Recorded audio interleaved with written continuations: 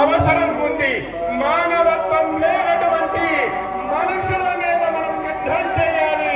మానవత్వం కలగడమే మానవ ధర్మం. మేము కుక్కలని పోషిస్తాం, మేము కుక్కలని ఇష్టపడతాం, మేము ఇష్టంగా పెంచుకుంటాం. కానీ కుక్కకు పిచ్చి పట్టింది అని తెలిస్తే 10 మంది 10 కర్రలు తీసుకొని కొట్టి చంపుతాం. పిచ్చి పట్టిన కుక్కల్లాగా ఎవరు వ్యవహరించినా ఈరోజు 15 నిమిషాలు అన్నటువంటి మీ పెద్ద మనిషే చెప్పాడు మతం అడిగి చంపారు అని. సుంతి చేశారా లేదా అని చూసి చంపారు అన్నారు. ఇది మానవత్వమా? ఆలోచించవలసినటువంటి అవసరం ఉంది.